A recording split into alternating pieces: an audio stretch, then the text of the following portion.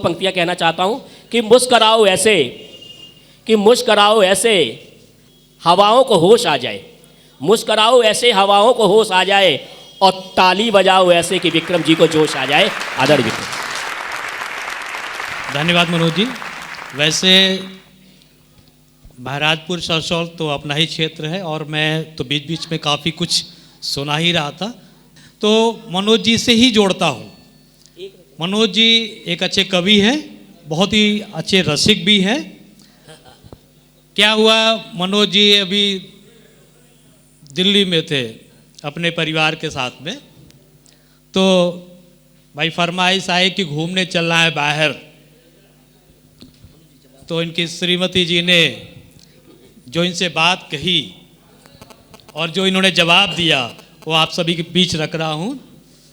तो मैडम क्या कह रही हैं कि मेरे हजारों लाखों करोड़ों में फैन है, कि मेरे हजारों लाखों करोड़ों में फैन है, यूं घर में बैठ कर के कहाँ मुझको चैन है, कि मेरे हजारों लाखों करोड़ों में फैन है, यूं घर में बैठ कर के कहाँ मुझको चैन है। तो मनोज जी बोले कि जाने जिगर जो तुमने कहा ठीक है मगर, और आखिरी लाइन कि जाने जिगर जो तुमने कहा ठीक है मगर, सरकार की तरफ से पटाखों पे बैन है, सरकार की बहुत बढ़िया, पटाखों पे बैन है। बहुत बढ़िया, बहुत बढ़िया, जिंदाबाद, बहुत बढ़िया।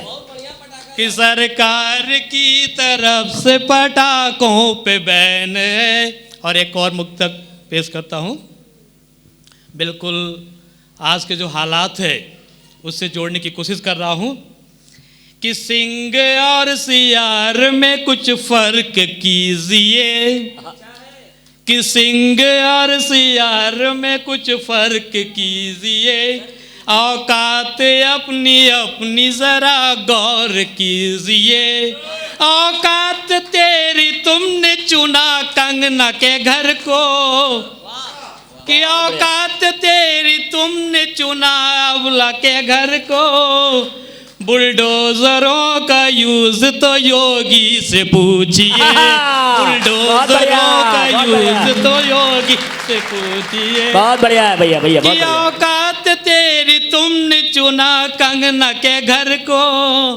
बुलडोजरों का यूज तो बाबा से पूछिए, बुलडोजरों। धन्यवाद, बहुत बहुत धन्यवाद। बढ़िया बढ़िया, बहुत बढ़िया। मेरी एक इच्छा हो रही है कि 4 लाइनें केवल इंद्रप्रस्थ की जो मेरे द्वारा रचित है मैं आपके समझ रखूं, फिर मैं इस हास्य पर आऊंगा। जी जल्दी जल्दी। कि श्रृंगार मुक्ता हेम से कौशेय पट धारण किए, श्रृंगार मुक्ता हेम से कौशेय पट धारण किए, पर कहो जिह्वा को क्या संस्कार भी मैंने दिए, कर्ण के गांभीर्य की कलई सभा में खुल गई, जीव पांचाली को जब वेश्या सभा में कह गई।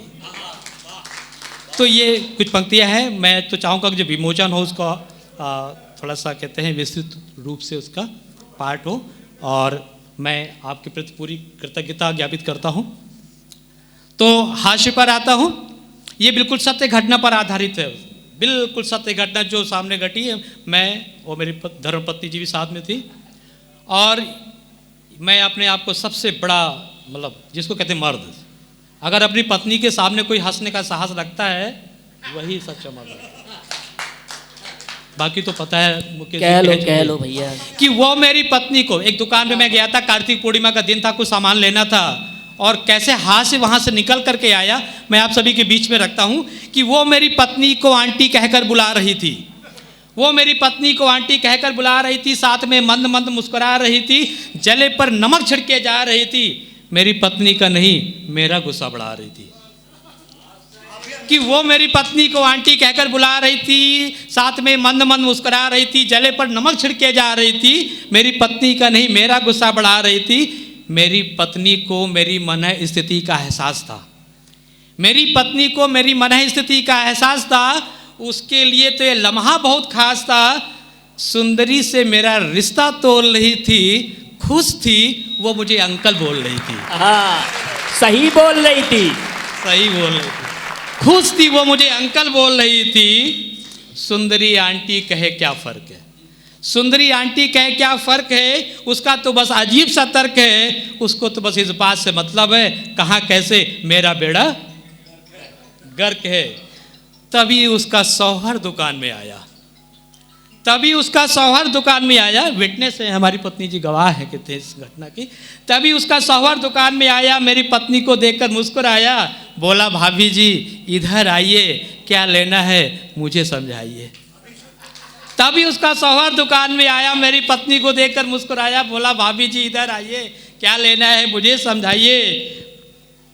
पत्नी आंटी पति भाभी बुला रहा था, रिश्तों को अजीब सा उलझा रहा था कि पत्नी आंटी पति भाभी बुला रहा था, रिश्तों को अजीब सा उलझा रहा था। मुझसे उलझा सहा नहीं गया, ये अब मुझसे रहा नहीं गया।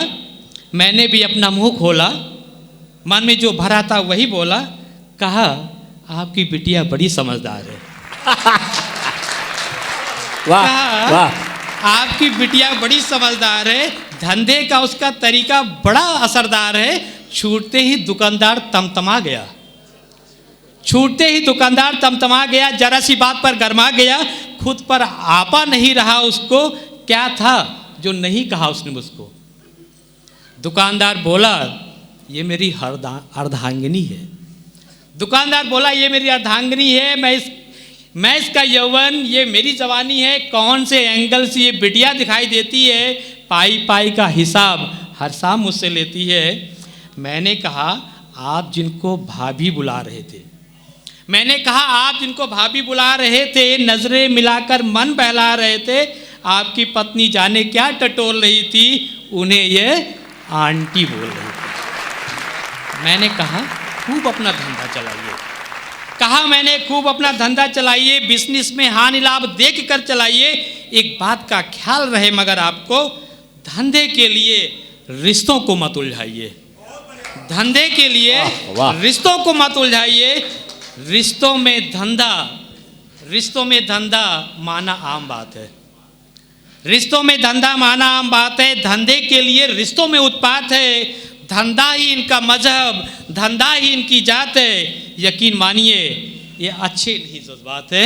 यकीन मानिए ये अच्छे नहीं जज्बात है। रिश्तों में धंधा जैसे ही आ जाएगा, रिश्तों में धंधा जैसे ही आ जाएगा, कोई भी रिश्ता फिर टिक नहीं पाएगा। धंधे को ही लोग छाप बना लेते हैं और फायदे के लिए तो लोग गधे को भी बाप बना लेते। वाह, बाप बना लेते हैं। फायदे के लिए तो लोग गधे को भी बाप बना लेते हैं। क्या हास्य से व्यंग्य की तरफ पलटे हैं। वाह। तो रिश्तों में धंधा जैसे ही आ जाएगा, कोई भी रिश्ता फिर टिक नहीं पाएगा। धंधे को ही लोग मात्र छाप बना लेते हैं और फायदे के लिए तो लोग गधे को भी बाप बना लेते हैं। फिर बाप को ये लोग जाने क्या बनाएंगे, फिर बाप को जाने ये लोग क्या बनाएंगे, संस्कृति को जाने कहाँ ले जाएंगे। धंधा ही जब नज़र में अपनी होगा, पक्का है लोगों की नज़र में गिर जाएंगे।